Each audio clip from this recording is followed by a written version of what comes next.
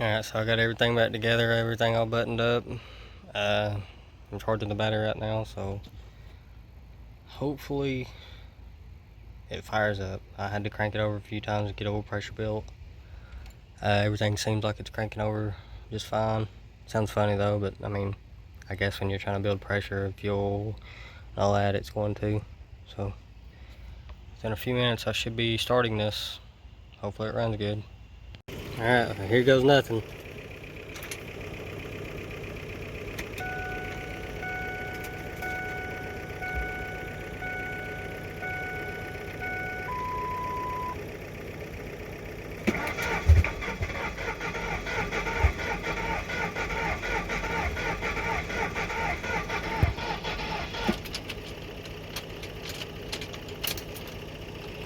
It don't seem good. I'm about to stop this just to, if it gets running, I'll start recording again. Alright, so it's been a good bit. I basically tore it back down because, yes, the valves were warped on this side. So I'm just going to do all new head gaskets. I've already got the valves, I've got all the parts.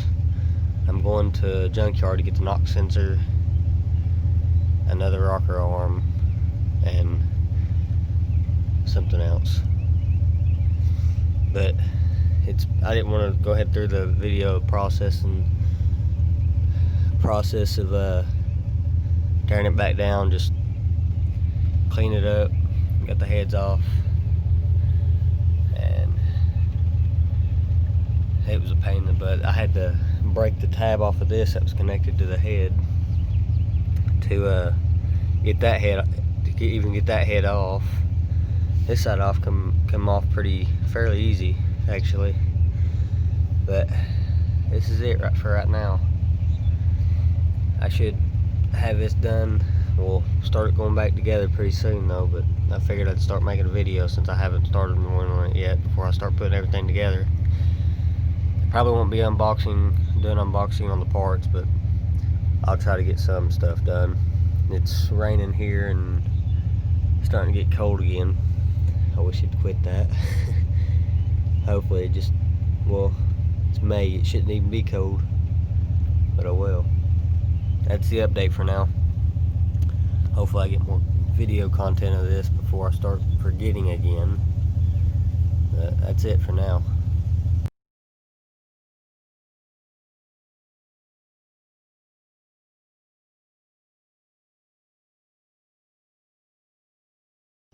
Alright, hopefully the rain holds off for a little bit. Basically, I'm going to try to explain what I had to do and how I found out that the valves were bent.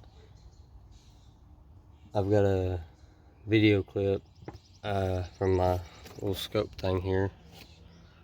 It's a camera scope that you stick down the piston holes. I was just putting it down in there just to, I can't remember exactly what it was, but I was just checking something. I believe it might have been the valves, or just see if there was anything wrong with the pistons or whatever, because I hadn't pulled the heads off yet, clearly. But that was basically when I seen the valves wasn't shutting all the way, and I should have checked it before I even put anything else back on, because that would have saved me a lot of time and a lot of hassle. But I was trying to, I can't really, this has been probably about a month or so more, but I guess I was trying to just do it. Yeah, I was trying to do it quickly, but I should have obviously checked that first. That was dumb on my part. I mean, check as you go, you know, not keep checking or don't check and then go anyway. But anyways, basically it warped the valves, so it's got brand new valves on both sides. It didn't warp both sides, but I went ahead and redone those, put a new used intake on it. That was a plastic intake. It cost me like 60 bucks for the gaskets, used gaskets, these, and this. It's a dual rear and AC system. The AC is still connected, but there's a hole in the very back, right above the spare tire carrier. It's got a pinhole in it, and so I've got it blocked off. That's how you block it off, is run it from the 2 ports back there and the whatever hoses, this one goes in the intake back here, and I'm not even using it. This is on the front of it. I don't know if you can see it right there. Yeah, right there. I'm not even using it. I've got a bolt blocking that off. So, but the original one, I had a hose that come down to like right here. I got aluminum intake now, so I don't need for that. But basically, I blocked it off so it could run through radiator, all this stuff, and then cycle through there, so I can still have heat in the truck when we need it. Don't need it right now, but pretty much that's how that went. What else was it? I've had all new cool packs. Those are about a year, basically a year old, maybe a little over. Yeah, this is heck, it might be 2 years old now, I can't remember. But basically what I did was take them all off. Clearly I pulled the heads, cleaned the heads. I will put pictures, and if I have a couple videos of that too, I will put that up. I didn't get to video a lot of it like I wanted to, but like I said, I'm explaining it. Basically we took a drill and, hang on a second. Anyways, we took a drill, and basically this right here is windshield wiper fluid hose, and that's what's right here. But what we did was we cut a piece of that because we got like a whole case of it, like 6 foot long. Well, my dad did anyway, so we took that, put it on the back of a drill bit, put the drill part, because it's just junky drill bits that I've had them for years anyways, and put it in the drill. And basically, instead of using that little tool that you twist with both your hands and kind of pull up, did a little faster way anyways. So we did all that, and that was a pain in the butt too. I had to buy a universal valve string compressor. We had to modify it. We had to bend the 2 tabs in on it a little bit. Still a pain to use, but got that done. Something I forgot to do was check to see if that manifold would fit on the head backwards, but I'm honestly, I don't even want to even put a turbo on this thing, to be honest with you. You know, I fixed it up and everything. If I did, that'd be a ways down the road, but right now I just kind of want it. It's missing for some reason. Somehow it's getting water in the plugs. I don't know if that was from the intake or I got it used or what. My dumb butt didn't check it, didn't think to. Like I said, I was in a rush. But pretty much did that to get the valve grinding compound, grind the valves to seat them. Got all new valve seats, new head gaskets, valve cover gaskets, and then I broke the driver's side one, so I had to use the old driver's side one, and I had to break the tab off for the oil dipstick to even get this head off. That's why it's loose. I mean, it ain't leaking or nothing, but I mean, still good to have there. I might put it on a little later, just after I get the kinks and stuff, or the whatever you want to call it, kinks, quinks, or whatever. Get them worked out of this thing, get it to where it's running good, because it's smoking a little bit. Like I said, I think there was something in the intake, the used intake I got. Other than that, it's running pretty decently. I lost a spark plug. I'm running NGKs, and then that very first number 1, I'm running the auto light, which is what was in it for I don't know how many miles before. This thing's been to Florida, Indiana. It's been all over the place. It's been to like, I think 6, maybe 7 different states, and a couple of them twice. It's been a good motor. It's a 2 valve, not the 3 valve. And this right here, I'll show you.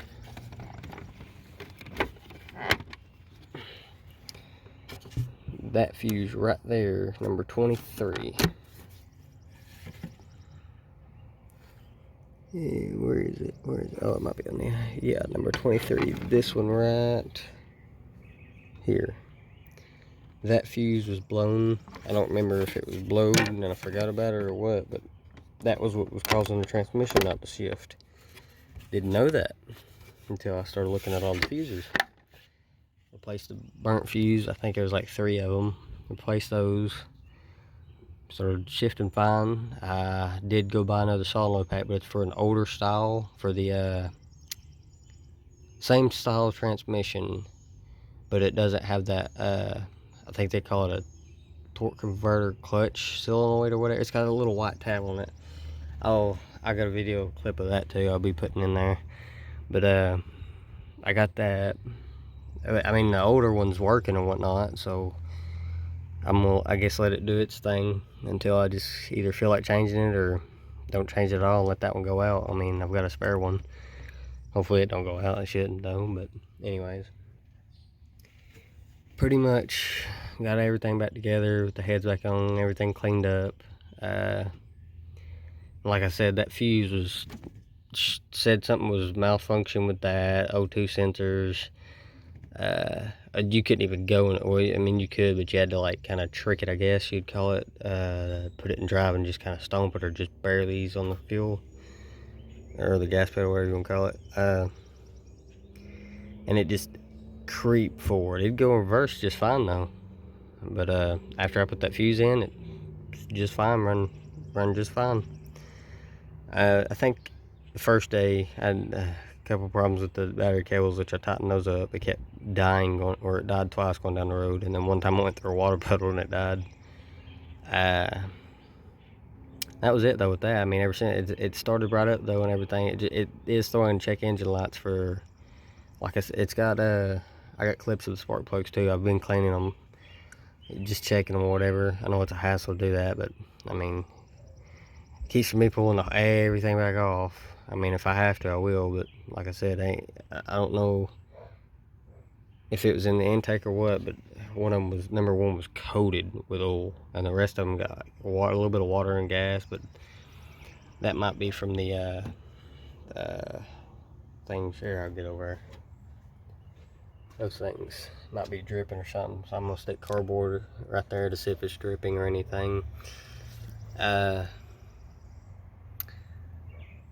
Still haven't changed the water pump, waiting on to do that. To get time to do that. Right now I'm doing a video. I might put that in a video if I can, but I'm not sure. I've got one. It come with the timing cover, or the timing chain kit, and the oil pump, which the new oil pump's on there.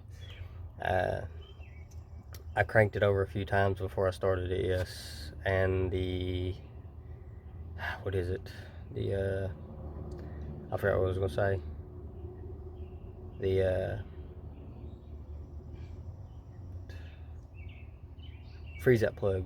I had my dad hammer that in there because I didn't have a big enough socket to put around it. I mean, it didn't put nothing up. I was gonna put some Permatex over it, but it didn't need it, I don't guess. He's never done it, and it's the first time I've ever had that happen. And the oil, whatever you can call it. First time I said oil, I guess.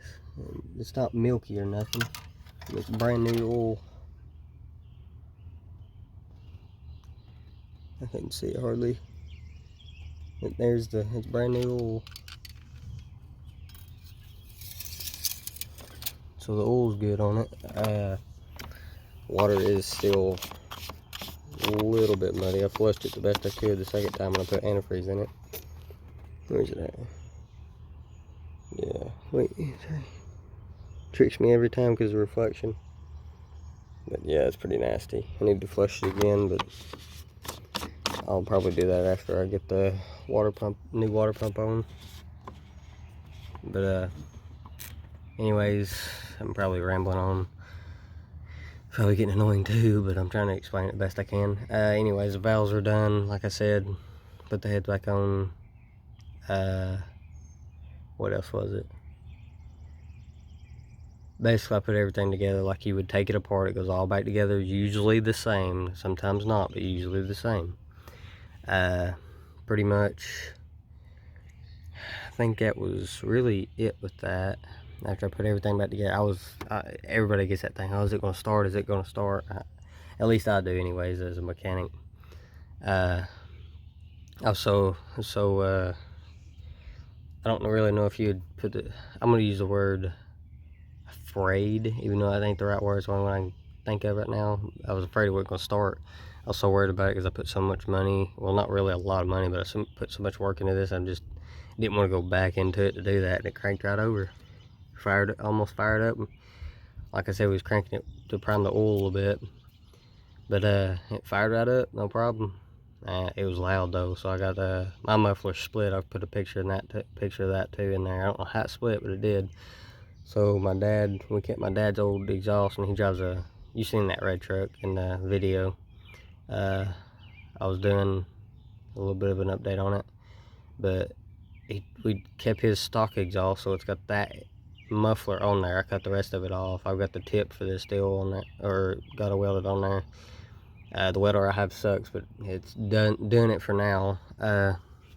It's like a Harbor Freight welder. I've had it for like 3 years maybe now, 2 or 3 years. I'm pretty sure it's been about 3 years, a little over maybe. Anyways, I'm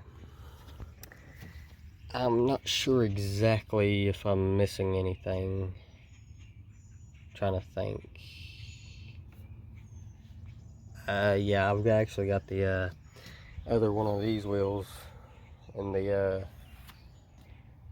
back of another truck that we have that is not ours. It's been a friend of my dad's, but they're dealing with some stuff right now still, and I just had to stick it back there for now. It's got bad tar on it, so the one that you've seen that was completely opposite of what was on it as a spare is the one I have to change out. I got those from a junkyard just to get it on the trailer because somebody stole the wheels off of this. Well, it was more than 2 years ago, but that's when I went to go pick it back up where we used to live on a property, because they done stole my dad's rollback. Freaking morons. Hate a thief. But anyways, I think that's all I really could explain right now. The knock sensor, I got another one of those. Taped it up to make sure it wouldn't get crimped with on anything or anything like that. I mean, it's not like it's gonna cut the tape, or it could cut the tape still, but I was just putting it on there for precaution because it's sitting under the intake, and you see I've got to take all that back off just to get to that. Anyways, got that on there. I thought the water tube was gonna leak, and I forgot to even tighten those bolts up on the back of the head where the water tube connects to it, coming around the head to connect to one of those hoses over there. You probably can't see it, but yeah, you might be able to. That one coming up right, well, right, let's see if I can point to it. Right there, that one right there coming up out of there. The what do you call that? It sits next to, it's a tube that comes through there, but that's on the new used intake I have. But this one right here is the one that connects to the water tube, which is connected, it's supposed to bolt to the head. But I forgot to tighten those bolts up, or yeah, those bolts. I got one bolt holding it. It's not very tight though, but I mean, it ain't leaking or nothing. I've not seen no water in any of these holes anyways, so that should be good.